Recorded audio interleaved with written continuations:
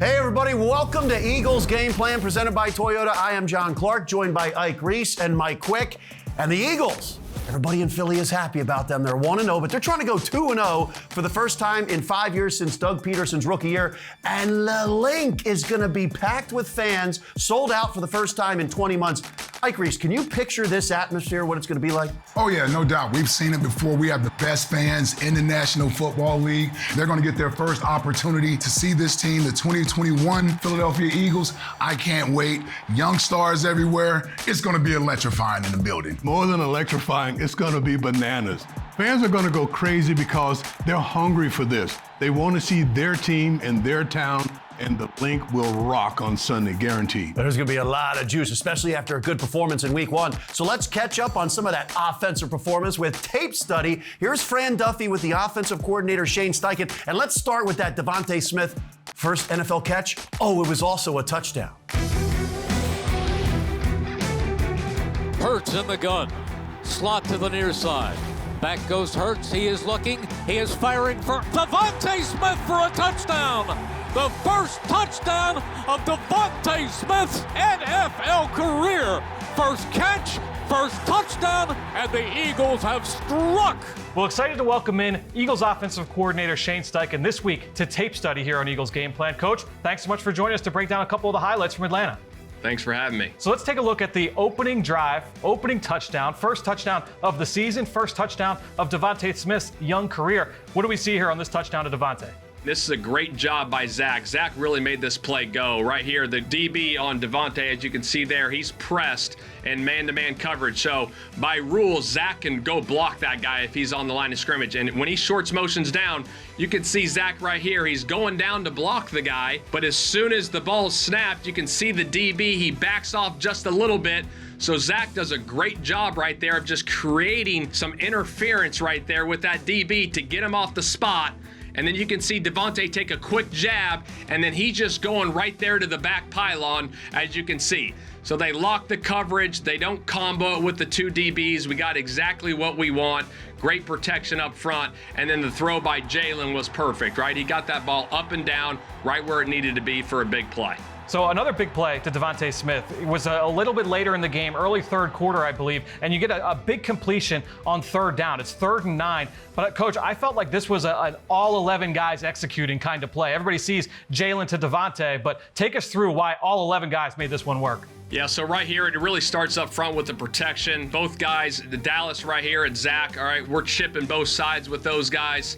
All right, thumping the edges right there. And then Miles up front is picking up this blitz pickup. If you go to the end zone copy on this, you can see the communication with those guys up front. Miles does a really nice job of coming over, and here comes 32 on the pressure. Great job by him right there. And then you can see the pocket that it creates, right? And then again, Zach and Dallas creating that double edge protection on that, right, to help right there with the tackles to really give them time on this to make this throw. Really good job by Jalen, that subtle movement in the pocket right there to hit Devontae on the curl route.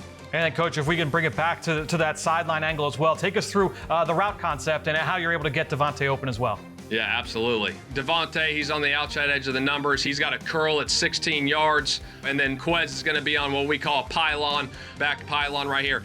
And then again, right here, this is a really good job. It's critical right here by Dallas if you let this thing play a little bit. So they're bringing pressure and they're playing cover 2, which we like to call 2 blitz or 2 dog behind it, where they're playing cloud with the corners, and then the safeties have the deep half. So right here, Quez is going high, so he's an alert for us right on that high pylon. Well, that safety takes it away, and then Devontae has got that curl inside right there. But really, what helps this play right here is Dallas. Okay, because Dallas is getting that chip on the outside and then going to the flat right there. And then you can see the linebacker right here. Even though he's got a cloud corner out there to help him, he still takes it a little bit, which helps that void right there for Devontae. You can see how this plays out. There's 45, boom, and then he gets stumbled up, and then it's the curl right behind it to Devontae. All right, so let's take a look at our third and final play here, Coach. End of the half, 2-minute drill situation, touchdown pass from Jalen Hurts to Dallas Goedert. What do we see here on this one? Well, this is just a really good job right here by Jalen. They're playing man coverage across the board, and then you can see the two safeties. They're kind of like robber players, just having eyes on the quarterback, right? So, one, we got Devontae right here on a corner route down here at the bottom, and then we got Dallas coming across on the over, and then inside in the slot, we got an in cut, and then we got a 5-yard little under route on the outside, and then the back right here, Kenny has what we call a swirl. So really right here on this play, man-to-man, right? It's like, hey, come on, we got a corner route that can win versus man. We got a crosser route right here by Dallas versus man-to-man. But they're playing this robber coverage, this double robber coverage where they're, like I said, they got two guys. So this isn't the ideal look for this play, right? So we got to manage some things right here. And Jalen does a really nice job right here of stepping up in the pocket with two hands on the ball and creating space on this play. You can see right here, it's cloudy, right? There ain't a lot of dudes open right here, right? They got us covered up. That was a good coverage by them. But the quarterback right here and Dallas being on the same page on a scramble drill, creating this. And it's huge to get points at the end of half. When you can score touchdowns at the end of half with this amount of time on the clock and then get the ball back to start the third quarter and try to have a chance to score again without the defense touching is very big. So well executed play. You can see it from the end zone right here. Really good job by Jalen stepping up, two hands on the football, escaping out, that good subtle movement. And then you can see right there just the throw, the ball placement by the quarterback right here. You can see right there that guy's undercutting Dallas. He stops to come back a little bit, and then he sees that. And then you can see Jalen has a feel for Dallas, throwing him open. And then great job by those guys. Just the chemistry right there. Great throw and catch. Big, huge play. Critical play in the game. Eagles Game Plan is brought to you by your local Tri-State Toyota dealers, proud automotive partner of the Philadelphia Eagles. NovaCare Rehabilitation, the power of physical therapy.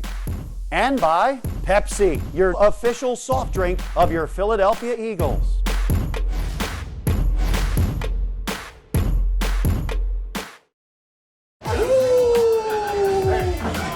One down, one to go, brother. Round one, man. Round one. Turn him up, Flex, come on. Turn me up, man. Turn me out, man. Turn me out. Bring it in tight. Guys, shoot, that was sweet now. We played for each other for 60 minutes. Guys, that's the dog mentality. That's the dog mentality right there, okay? When the cage opens up, I don't care what the score is in the first half. When that cage opens up again, our teeth are snarling, we're drooling, we're ready and we're hungry and ready to hunt again. Yeah. And again, and again, and again, and again. That's a great team win, guys. It's a great team win, but guess what? We're gonna enjoy this for a little bit, and then it's round two. And then it's round two. All right? This time, it's in Philly. It's in Philly, round two. What a special moment right there. Nick Sirianni getting his first NFL head coaching win, getting the game ball from Jeff Lurie. Ike Reese, when you saw the offense that Nick Sirianni put out there in week one, there was a lot going on. What did you think of it? Well, I love what they came out and initially done, right? It seemed like the quarterback and the head coach were in sync. He had RPOs, run pass options. If Atlanta's defense gave him a certain look inside, we're going to throw the ball outside. And that's when you start off throwing the ball to Quez Watkins on those rocket screens. And then once they decided to try to take away the outside stuff, start running the ball in the inside. Great offensive game plan from Nick Sirianni this week. And it all starts with the offensive line, always. Jalen Hurts only got hit once, and they ran the ball for over 170 yards on the ground. What did you think of what the O-line did against the Falcons? I loved it. They dominated the Atlanta Falcons. From start to finish, they dominated the line of scrimmage. We talked about Dean Pease and his defense and the multiplicity of his defense, all of these different ways that they wanted to attack the Eagles' offense. Well, they were ready for it. In the passing game, the offensive line made the difference in that game. Yes, Nick called a great game. Yes, Jalen played a great game, but the offensive line, that's where they got it done. Yeah, now it's going to be a much tougher test with the 49ers coming in here with that front. So let's check in with Greg Cassell, a little enemy intel about the 49ers defense coming to town. When you face a defense like the San Francisco 49ers with a new defensive coordinator and only one game has been played, it's very difficult to get a defined read as to what they are. So a week ago, what we saw from the 49ers was a lot of zone coverage, a lot of cover three, And we also saw a lot of four-man pressures. They did not blitz very much at all. Now, against Jared Goff, who's in the pocket, they were able to get some pressure with their four-man D-line, particularly in long yardage situations when they have D Ford and Nick Bosa on the outside and they bring Armstead on the inside. That's their best pass rush group. And we know that Bosa is a load to handle for any offensive tackle. Bosa is on the right side of the defensive line, and he drives the left tackle right back into the pocket, forcing Jared Goff to move. Now, as we know, Goff is not a great mover, so he leaves the pocket to his left, and then Bosa runs him down and sacks him. Now, keep in mind, Jalen Hurts is a different kind of quarterback, and if he's forced to move out of the pocket in response to pass rush pressure, he very likely can make plays either with his legs running or maybe throwing the ball.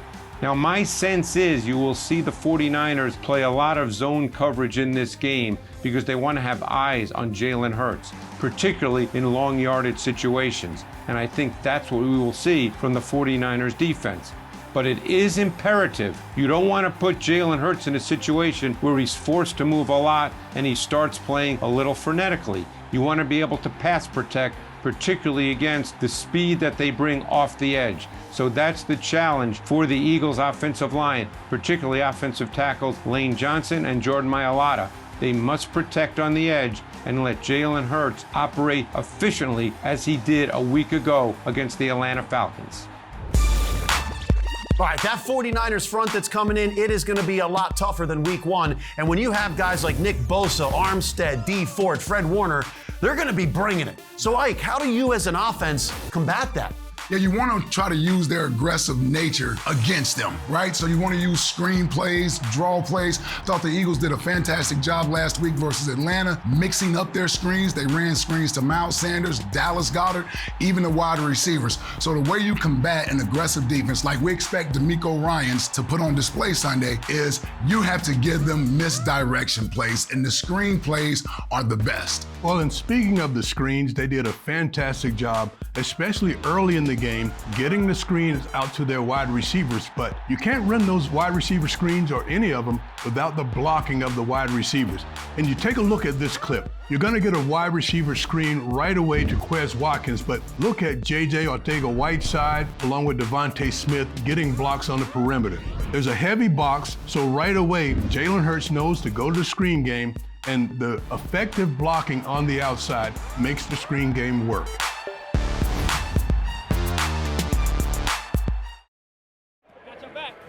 Yep. I got your back. Yep. Go. Got your back. Yep. Got your back. Got your back. I got your back. I got your back.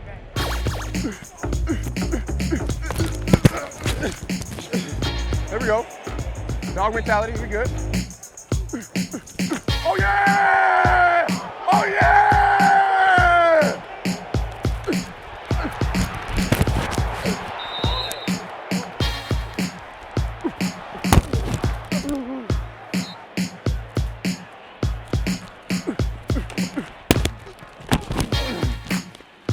Let's go! I got your back. I got your back. Go Birds, baby.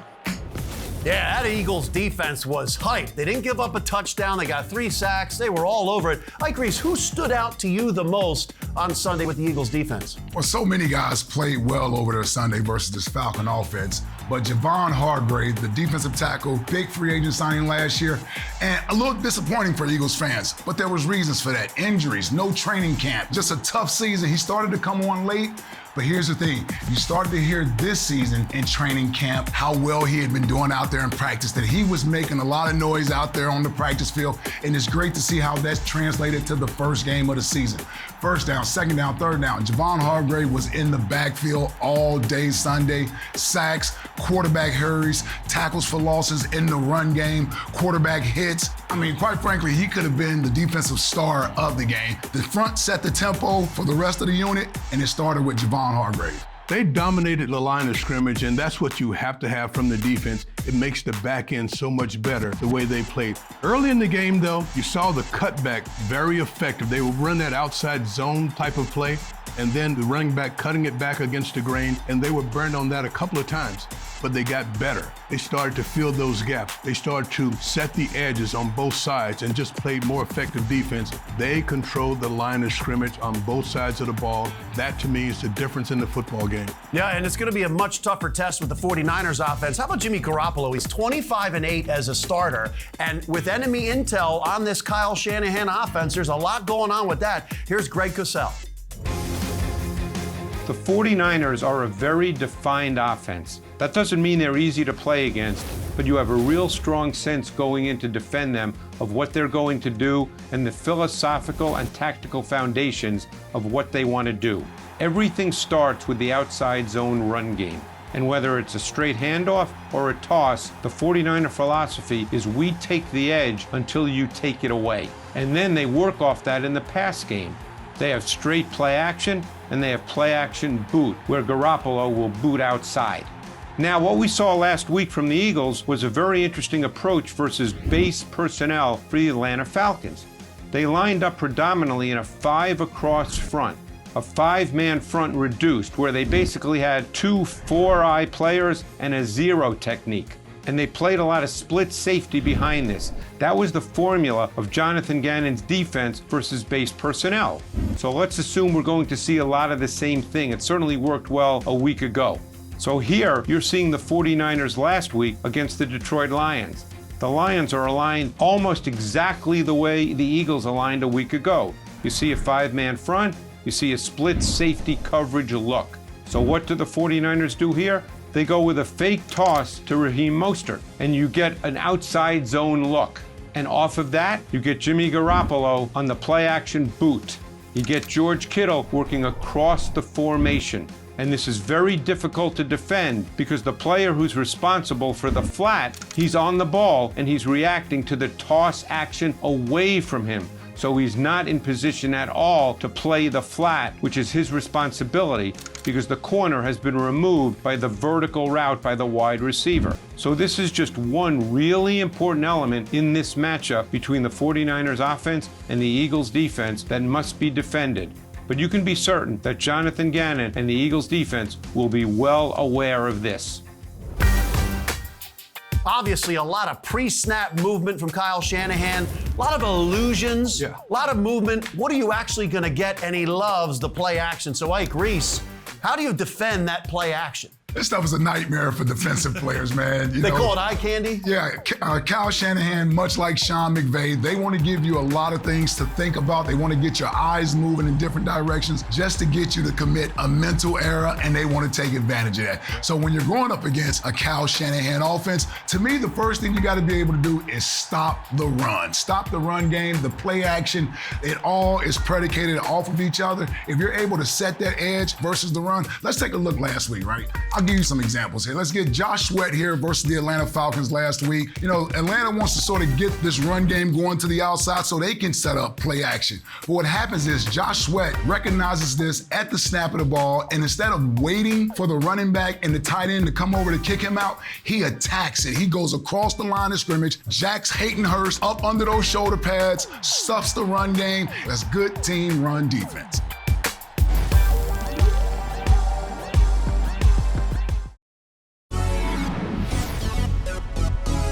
The Eagles are underdogs again. I think they like that, Ike Reese. People doubting the Eagles again. What's another thing defensive guys are going to have to keep their eye on a little bit? Well, I'll tell you defensively, Trey Lance, rookie quarterback, right? And so he came in for a couple snaps last week, threw a touchdown. Don't know how much he's going to play, but I would imagine they have some of those little gadget plays in the game plan for him. All right, how about these young weapons on offense at the link? Some of them for the first time. Devontae Smith seeing the crowd at the link. How to prepare for that? That's going to be so much fun, and that's what I can't wait to see. Nick Sirianni called it round 1 because it's a 17-round fight. That's how he deemed the season. Well, round 1 went pretty well. Can't wait to see what they're going to do at the link for round 2. Oh, Eagles fans are going to be juiced, and make sure you catch the kickoff show on PhiladelphiaEagles.com at 12:15. We are ready. Eagles game plan presented by Toyota. It has been fun. Eagles hoping to go 2-0. Thanks for watching, everybody. Eagles Game Plan is brought to you by your local Tri-State Toyota dealers, proud automotive partner of the Philadelphia Eagles. NovaCare Rehabilitation, the power of physical therapy. and by Pepsi, your official soft drink of your Philadelphia Eagles.